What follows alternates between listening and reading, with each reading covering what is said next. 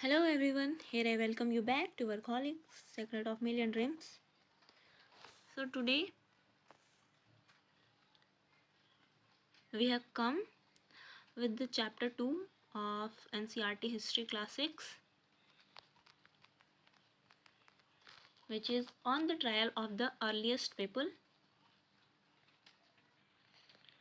तो आज की इस वीडियो में हम इस चैप्टर की NCERT बुक के सारे इम्पॉर्टेंट पॉइंट्स को लाइन बाय लाइन डिस्कस करेंगे। और लास्ट वीडियो हमने चैप्टर 1 का बनाया था, तो अगर आप लोगों में से किसी ने नहीं देखा है तो आप हमारे यूट्यूब चैनल पर जाएं और उस वीडियो को भी देख लें। So let's start on the trial of the earliest people.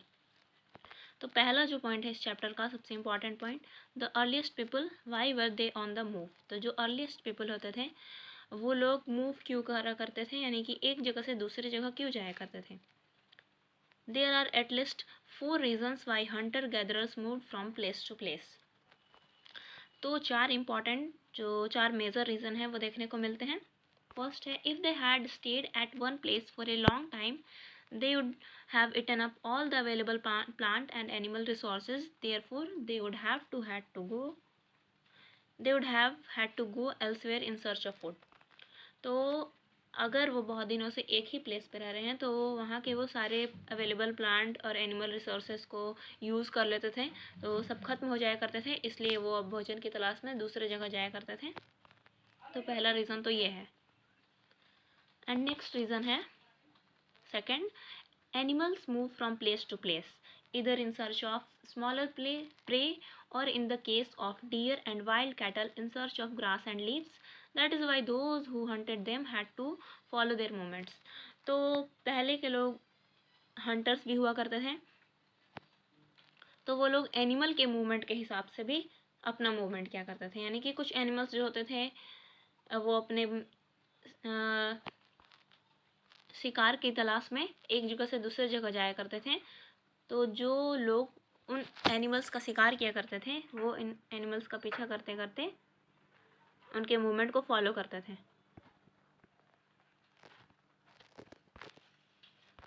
Next है, plants and trees bear fruit in different seasons, so people may have moved from season to season in search of different kinds of plants. तो कुछ plants and trees जो होते थे, fruits वाले plants, वो season के हिसाब से भी फलते थे, तो वो सीज़न टू सीज़न भी मूव किया करते थे।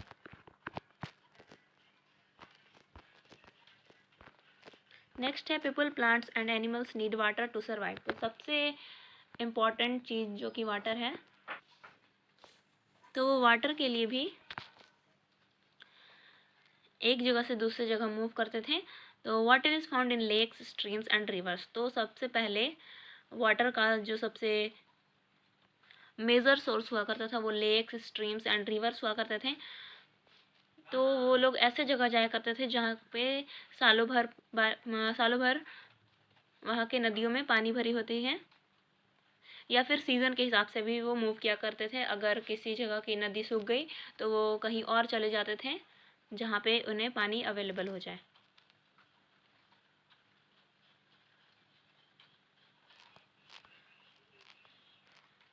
या फिर समर सीज़न में बहुत सारी जगहों पे पानी की कमी होती थी, नदी तालाब सूख जाया करते थे, इसलिए वो दूसरे जगह जाया करते थे। Besides, people may have traveled to meet their friends and relatives. Remember, they traveled on foot. तो इन चारों रीजन्स के साथ ही साथ वो लोग जो थे अपने फ्रेंड्स रिलेटिव से मिलने के लिए भी ट्रैवल किया करते थे। एंड रिमेंबर, वो लोग पैदल ही ट्रैवलिंग किया करते थे।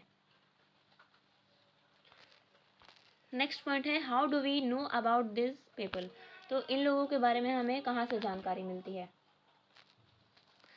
तो लास्ट चैप्टर में भी हमने पढ़ा था कि जो आर्कियोलॉजिस्ट होते हैं वो लोग पुराने ऑब्जेक्ट्स, पुराने लोगों के बारे में बताते हैं, इन्फॉर्मेशन देते हैं। तो archaeologist have found some of the things hunter gatherers made and used. It is likely that people made and use tools of stone, wood and bone, of which stone tools have survived best.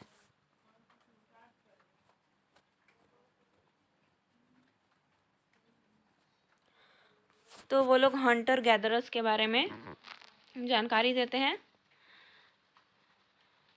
And वो लोग जो tools use किया करते थे वो ज़्यादातर stone, would या फिर बोन्स के बने होते थे, जो कि कुछ उसमें से अच्छे से अभी सर्वाइव्ड है। नेक्स्ट है स्टोन टूल्स। तो स्टोन टूल्स हमें इस टाइप के कुछ देखने को मिलते हैं, जिसमें से कुछ नुकीले होते थे, कुछ ऐसे चिकने होते थे। तो अभी इसके बारे में हम स्टडी करेंगे।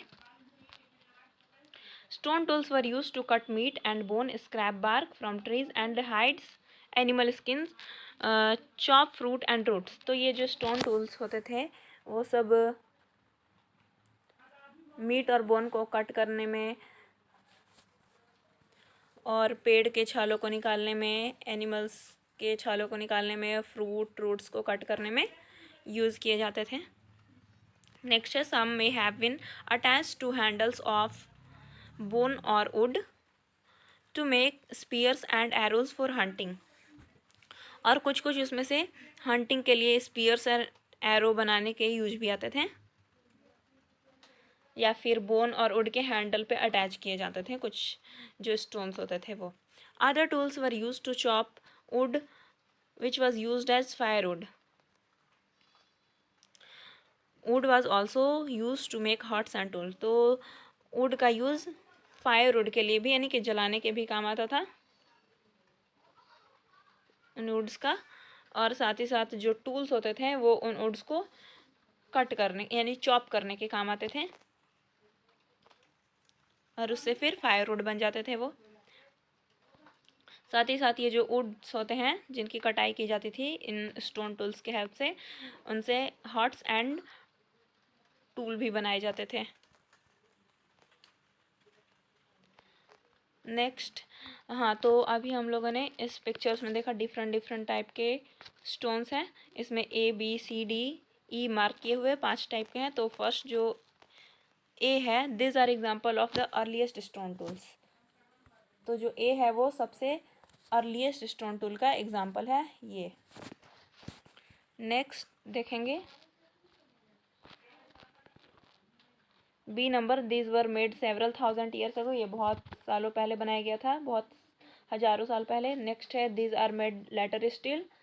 नेक्स्ट है this were made about 10,000 years ago. And last है दिस आर नेचुरल पेबल्स। तो ये नेचुरल पेबल्स है ई वाले, ये तो हम आज भी देखते हैं, जो बालुओं में मिलते हैं देखने को यूजुअली। तो ये अलग अलग टाइप थे स्टोन्स के। नेक्स्ट पॉइंट है, हाँ, ये कुछ और भी टूल्स हैं। Stone tools may also have been used for left में क्या है ये, digging the ground to collect edible roots. तो ये जो लेफ्ट साइड वाला फिगर है, ये पर्टिकुलर फिगर जो है ये यूज़ होता था, ये भी स्टोन से बना होता था पहली बात। और ये हम देख सकते हैं कि ये कुछ नुकीले स्टोन्स होते थे, जिससे कि ग्राउंड को डिग करने में, गड्ढे करने के काम आता था, और फिर उससे एडिबल रूट्स को कलेक्ट किया जाता था। और नेक्स्ट है stitching clothes made out of animal skins. और ये वाला जो राइट में है, ये जो कि एनिमल स्किन्स का हम लोग कपड़े पहनने के लिए पहले के लोग यूज़ करते थे, उसे सिलने के काम आता था। तो ये भी इन टूल्स का इस तरह से भी यूज़ होता था। नेक्स्ट है choosing a place to live in. तो लोग पहले किस टाइप के प्लेस चूज करते थे रहने के लिए, तो देखते हैं। All the places marked with red triangles are sites from which archaeologists have found evidence of hunter gatherers. तो ये रेड ट्राइंगल यानी कि इस मैप में जितने भी रेड ट्राइंगल्स वाली जगह, जैसे कि ये भीमबेटका, कुरनुल केव्स, हुंगसगी, यहाँ से आर्कियोलॉजिस्ट को हंटर गैदरर्स की एविडेंस मिलती है। Many sites are located near of water such as rivers and lakes. तो ये जो रेड ट्राइंगल मार्क वाले जो भी जगह थे, वहाँ पे हंटर गैदरर्स पाए जाते हैं, वहाँ पे उनकी एविडेंस मिलती है, जिसकी इन्फॉर्मेशन आर्कियोलॉजिस्ट ने प्रोवाइड करी है। एंड एक चीज़ जो नोटिस करने लायक है कि ये जितने भी प्लेसेस हैं वो सब वाटर सोर्स के नियर पाए गए हैं, जैसे रिवर्स के नज़दीक है कुछ, तो कुछ लेक्स के नज़दीक है। तो इससे पता चलता है कि वो लोग रहने के लिए वाटर सोर्सेज के नज़दीक जगहों को चूज करते थे। Next, as stone tools were important, people try to find places where good quality stone was easily available. तो जैसा कि अभी हमने पढ़ा कि वो लोग स्टोन टूल्स का भरपूर यूज़ किया करते थे अपने अलग अलग कामों के लिए। तो वो लोग इस चीज़ को भी बेसिस बनाते थे कि ऐसी जगह चूज करते थे जहाँ पे अच्छे क्वालिटी के स्टोन इजीली अवेलेबल हो जाए। तो दूसरा रीज़न ये है, पहला था वाटर सोर्स के नज़दीक होना चाहिए, दूसरा था कि जहाँ पे स्टोन आराम से मिल जाए। Places where stone was found and where people made tools are known as factory sites. तो जहाँ पे ऐसे स्टोन्स पाए जाते हैं और उससे लोग टूल्स बनाते हैं, वैसे जगहों को फैक्ट्री साइट्स बोलते हैं। तो ये फैक्ट्री क्या होती है? We find blocks of stone tools that were made and perhaps discarded because they were not perfect and chips of waste stone left behind at the site। तो कुछ स्टोन्स जो कि काम के नहीं होते हैं या फिर ख़राब हो जाते हैं तो उन्हें ऐसे ही हटा दिया जाता है, लेफ्ट बिहाइंड कर दिया जाता है। तो ये जहाँ पे पाए जाते हैं ऐसे साइट्स को factory site. Sometimes people lived here for longer spells of time. तो कभी कभी क्या होता है कि ऐसे जगहों पे कुछ लोग बहुत टाइम तक रहते हैं, बहुत लॉन्ग टाइम ऑफ स्पेन तक रहते हैं। This sites are called habitation cum factory site. तब ये हैबिटेशन कम फैक्ट्री साइट्स, यानी कि चूँकि वहाँ पे ये स्टोन्स पाए जाते हैं इसलिए वो फैक्ट्री साइट हो गया। अब वहाँ पे लोग भी रहना शुरू कर देते हैं बहुत टाइम से, तो वो हैबिटेशन का भी एरिया बन जाता है। तो इसलिए हैबिटेशन कम फैक्ट्री साइट्स बोला जाता है, जहाँ पे हैबिटेशन भी है साथ ही साथ फैक्ट्री साइट्स भी है।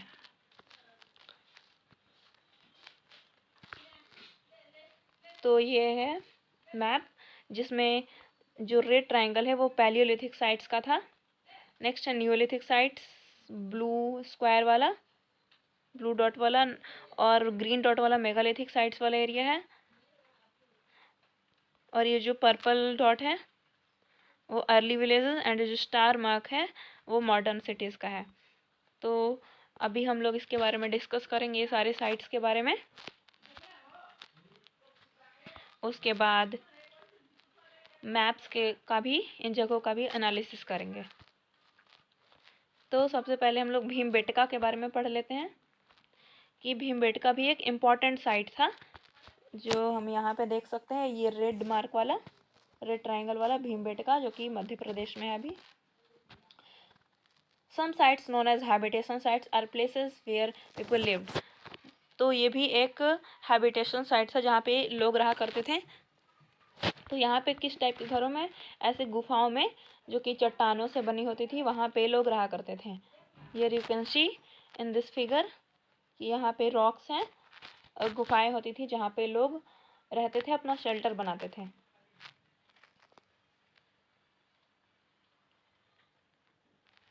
और लोग इसे इसलिए चूज किया करते थे क्योंकि ये उसे धूप, गर्मी, बरसात से बचाता था, तेज हवाओं से बचाता था। और है natural caves and rock shelters are found in the Vindhyas and the Deccan plateau. This rock shelters are close to the Narmada valley. तो इसके भीमबेटका के साथ ही साथ ये विंध्यास एंड दक्कन प्लेट्यू भी था, जहाँ पे लोग केव्स, रॉक्स वाले जैसे गुफाओं में रहा करते थे। एंड ये जो रॉक शेल्टर्स होते थे, जिनका भी अभी हमने नाम पढ़ा, भीमबेटका, विंध्यास, दक्कन प्लेट्यू, ये सब नर्मदा वैली के नज़दीक थे। नेक्स्ट है sites are places where the remain of things, tool, pots, building etc were found. तो साइट्स वैसे प्लेस होते हैं जहाँ पे बिल्डिंग्स के रीमेन्स, यानी उसके बचे हुए पार्ट, टूल्स के, पॉट्स के बचे हुए पार्ट, रीमेन्स पाए जाते हैं। This were made, used and left behind by people. तो ये सब चीज़ें होती हैं, ये सब बनाई जाती हैं, फिर यूज़ की जाती हैं लोगों के द्वारा, फिर उसे छोड़ दी जाती हैं। तो ये जहाँ पे फिर पाए जाएंगे उनके रीमेन्स, उसी को हम साइट्स बोलेंगे। दिस में be found on the surface of the earth. तो ये में भी अर्थ के सरफेस पे भी हो सकते हैं या फिर बuried अंडर द अर्थ। या फिर उसे धरती में गाड़ भी दिया जाता है, और समटाइम्स इवन अंडर वाटर, तो कभी कभी होता है वाटर के अंदर भी ये पाए जाते हैं। You will learn more about different sites in the latter chapter. तो इसके बारे में, डिफरेंट साइट्स के बारे में हम लोग बाद में पढ़ेंगे नेक्स्ट चैप्टर में। अब है स्टोन एजेस। स्टोन एजेस, तो स्टोन एजेस क्या होते थे, इसे 3 पार्ट्स में डिवाइड किया गया था, अपर, मिडिल एंड लोअर। तो पहला जो है पैलियोलिथिक स्टोन एज। तो पैलियोलिथिक स्टोन एज के टाइम इस टाइप के कुछ स्टोन्स पाए जाते थे, as shown in the figure. This comes from 2 Greek words, paleo meaning old and lithos meaning stone. तो ये जो वर्ड है पैलियोलिथिक, पैलियो मीन्स होता है ओल्ड और lithos means stone. The name points to the importance of finds of stone tools. तो ये जो इसका नेम है ये बताता है स्टोन टूल्स के इम्पोर्टेंट को बताता है। The palaeolithic age extends from 2 million years ago to about 12,000 years ago. तो ये जो पैलियोलिथिक एज है वो लगभग 2 मिलियन ईयर्स अगो से 12,000 ईयर्स अगो तक चला था। This long stretch of time covers 99% of human history.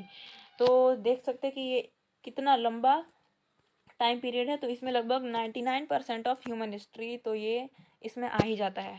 यानी कि इसमें ह्यूमन हिस्ट्री के बारे में बहुत सारी बातें पता चल सकती हैं इस एज के बारे में अगर स्टडी करें तो। और उस टाइम के जो स्टोन थे इस टाइप के कुछ होते थे। हाँ, और यहाँ पे देख सकते हैं अभी पैलियोलिथिक साइट्स के बारे में पढ़े, तो पैलियोलिथिक साइट्स कहाँ आते थे मैप में देखते हैं हम लोग।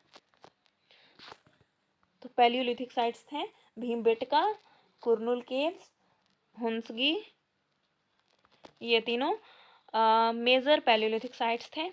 नेक्स्ट है मेसोलिथिक साइट्स। तो मेसोलिथिक स्टोन एज के बारे में पढ़ेंगे। तो ये जो एज था मेसोलिथिक स्टोन एज, इस एज में बहुत सारे इन्वायरमेंटल चेंज देखने को मिले थे, और ये लगभग 12,000 ईयर्स अगो से 10,000 ईयर्स अगो तक चला था ये स्टोन एज, जिसे मिडिल स्टोन एज भी बोलते हैं। Stone tools found during this period are generally tiny. तो इस टाइम जो स्टोन टूल्स पाए जाते थे वो जनरली टिनी होते थे, बहुत छोटे हुआ करते थे। एंड आर कॉल्ड माइक्रोलिथ्स, इसलिए वो छोटे होते थे, इसलिए माइक्रोलिथ्स बोला जाता था। माइक्रो वर्ड छोटे चीज़ों के लिए यूज़ होता है यूजुअली। तो इस टाइम के पत्थर छोटे होते थे, तो इसलिए उन्हें माइक्रोलिथ्स बोला जाता था। Microliths were probably stuck on to handles of bone और wood to make tools such as saws and sickles. तो ये जो माइक्रोलिथ्स होते थे ये जनरली हैंडल्स पे, किसके हैंडल्स पे, बोन्स और टूल्स के हैंडल्स पे, वुड टू मेक टूल्स, इन सब के हैंडल्स पे स्टक किए जाते थे, जैसे कि सॉज एंड सिकल्स। सॉज यानी आरी, सिकल्स दराती, इन सब के हैंडल्स पे इन्हें स्टिक किया जाता था। तो यहाँ हम लोग देख सकते हैं कुछ उस टाइम के मेसोलिथिक स्टोन एज के कुछ टूल्स को। Bladelet, end scraper, bifacial point, side scrapers, fluted core, यहाँ कुछ कुछ है सिकल्स। तो ये था मेसोलिथिक एज। एंड अब देखेंगे मेसोलिथिक एज के कुछ इंपॉर्टेंट साइट्स को मैप में। तो मेसोलिथिक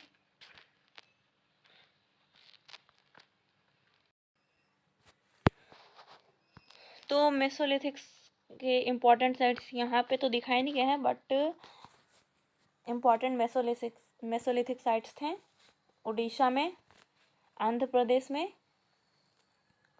एंड ये भीमबेटका थे, उसमें भी ये भी मेसोलिथिक साइट्स का इम्पॉर्टेंट सेंटर था। साथ ही साथ आंध्र प्रदेश, उड़ीसा, केरला भी थे। एंड नेक्स्ट है नियोलिथिक स्टोन एज।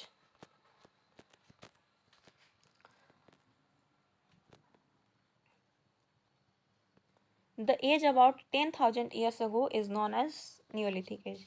तो अब 10,000 ईयर्स अगो जो एज चल रहा था वो था neolithic age. This include tools that were polished to give a fine cutting edge, and mortars and pestles used for grinding grains and other plant produce. तो ये सब जो इस टाइम के स्टोन्स पाए जाते थे वो सब नुकीले होते थे, और ये सब ग्रेन को ग्राइंड करने के लिए, पीसने के लिए यूज किया करते थे, या फिर प्लांट प्रोड्यूस को पीसने के लिए यूज किया करते थे, या फिर कटिंग करने के काम आते थे. This age is also known as new stone age और final stage of cultural evolution और technical development among prehistoric humans. तो इससे साथ ही साथ न्यू स्टोन एज भी बोला जाता है और final stage of cultural evolution और technical development among prehistoric humans के नाम से भी इसे जाना जाता है. तो यहाँ कुछ इस टाइप के स्टोन्स पाए जाते थे,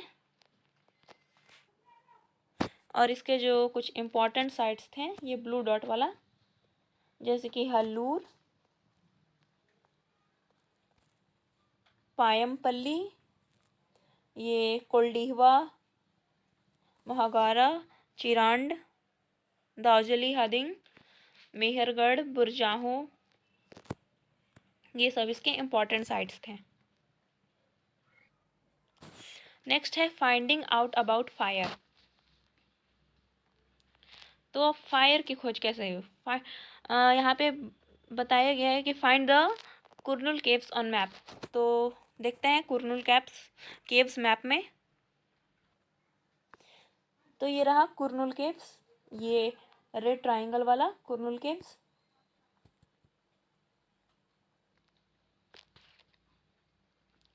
यहाँ पे traces of ash have been found here. यहाँ पे एश पाया गया था, राख पाया गया था. This suggest that people were familiar with the use of fire. तो इससे पता चलता है कि लोगों ने फायर का यूज़ किया होगा, तभी तो राख मिला.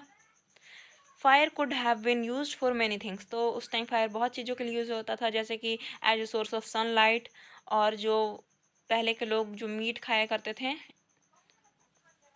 उसे रोस्ट करने के लिए, पकाने के लिए यूज हुआ करता था. And to scare away animals, और साथ ही साथ जो जंगली एनिमल्स होते थे उससे बचने के लिए भी, उसे दूर रखने के लिए भी यूज़ किया करता था. तो पहले के जो लोग होते थे जिनके पास एक परमानेंट शेल्टर नहीं है या फिर कोई भी शेल्टर नहीं है, तो वो लोग रात को आग जला लिया करते थे और फिर उसके चारों तरफ सो जाया करते थे. इससे जो जंगली जानवर हैं वो उनसे दूर रहते थे. तो इस तरह से वो अपना बचाव करते थे यूजिंग फायर. नेक्स्ट है a changing environment. Around 12,000 years ago, there were major changes in the climate of the world, with a shift to relatively warm condition. तो लगभग 12,000 years ago इन्वायरमेंट जो था वो मेजर चेंज आया, और जो temperature था वो बढ़ने लगा, यानी कि shift to relatively warm condition में चला गया, जाने लगा धीरे धीरे हमारा environment. In many areas this led to, तो बहुत सारे एरिया में इसके कारण डेवलपमेंट ऑफ ग्रासलैंड्स का डेवलपमेंट हुआ, जिससे कि घास खाने वाले जीव की संख्या में वृद्धि हुई, जैसे कि deer, antelope, goat, sheep and cattle, जो कि घास पे सरवाइव कर जाते हैं. Those who hunted these animals now followed them. तो जो लोग इन एनिमल्स का हंटिंग किया करते थे वो लोग इन्हें फॉलो किया करते थे, इनके फूड हैबिट के बारे में जानते थे, उनके ब्रीडिंग सीजन के बारे में जानते थे, उनके बारे में पूरे इन्फॉर्मेशन कलेक्ट किया करते थे. It is likely that this help people to start thinking about herding and rearing this animals themselves. तो ये जो आइडिया था, इसके कारण जो हर्डिंग का आइडिया हुआ, चरवाही करने का, वो डेवलप हुआ. तो फिर हर्डर्स यानी कि चरवाहों की संख्या में धीरे धीरे वृद्धि होने लगी, लोग जानवर पालने लगे, चरवाही करने लगे उनका, तो ऐसे चरवाहा बन गए. नेक्स्ट है, इस क्लाइमेट चेंजिंग के कारण fishing also became important. Fishing भी बहुत इंपॉर्टेंट बन गया उस time. This was also a time when several grain bearing grasses including wheat, barley and rice grew naturally in different parts of the subcontinent. Men, women and children probably collected these grains as food and learned where they grew, and when they ripened this may have led them to think about growing plants on their own. तो ये जो climate changing हुआ उसके कारण कुछ कुछ grain bearing grass यानी कि अनाज वाले जो ग्रास थे वो भी पैदा होना शुरू हुए, जैसे कि वीट, बार्ली एंड राइस अपने आप नेचुरली उगने लगे। तो कुछ लोगों ने इसे नोटिस किया और फिर मेन वुमेन चिल्ड्रन सब इन्हें कलेक्ट करने लगे और फिर उन्होंने ये भी नोटिस करना शुरू कर दिया कि कब वो बोए जाते हैं, कब वो उगते हैं, कब उनकी कटाई होती है। तो इसके कारण फिर एग्रीकल्चर में भी डेवलपमेंट देखने को मिला। फिर उसके बाद वो खुद अनाज उगाने लगे, यानी कि फार्मिंग करना शुरू कर दिए इन सब ग्रेन्स का। तो जो फार्मर्स हैं उनकी भी नंबर्स में वृद्धि हुई। And next and last point है ए क्लोजर लुक हुन्सगी। तो हुन्सगी के बारे में अभी हम लोग पढ़े थे। तो हुन्सगी रेड ट्रायंगल वाला जो कि एक इम्पॉर्टेंट पैलियोलिथिक साइट्स था। तो ये एक इम्पॉर्टेंट पैलियोलिथिक साइट था। At some sites a large number of tools used for all sorts of activities were found. तो यहाँ पे एक लार्ज नंबर ऑफ टूल्स पाए जाते थे जो कि डिफरेंट एक्टिविटीज़ के लिए यूज़ किए जाते थे। तो ये जो हमारा है हैबिटेशन कम फैक्ट्री साइट्स में आता था, यानी कि लोग यहाँ पे रहा भी करते थे और यहाँ पे स्टोन्स साइट्स जो थे वो भी पाए जाते थे। हुन्सगी का हम लोग एक व्यू देखेंगे यहाँ पे।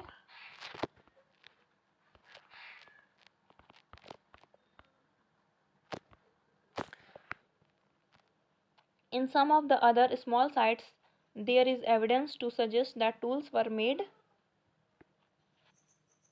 साथ ही साथ और भी कुछ ऐसे छोटे छोटे साइट्स है जहाँ पे ये एविडेंस मिलता है कि वहाँ पे टूल्स बनाए जाते थे। Some of these sites were close to springs. Most tools were made from limestone, which was locally available. ये जो साइट्स होते थे वो स्प्रिंग्स के पास पाए जाते थे और इसमें से जो मोस्ट टूल्स होते थे वो ज़्यादातर लाइमस्टोन के बने होते थे जो कि लोकली अवेलेबल होते थे। सो ये था हमारा chapter 2 on the trial of the earliest people. तो इसमें एनसीईआरटी के जितने भी इम्पोर्टेंट पॉइंट्स थे वो लाइन बाय लाइन डिस्कस किया गया है। So hope you like our video and अगर आपने लास्ट वीडियो नहीं दिखा है तो वो हमारे चैनल पे जाके देख लें एंड इस वीडियो को लाइक करें, शेयर एंड सब्सक्राइब।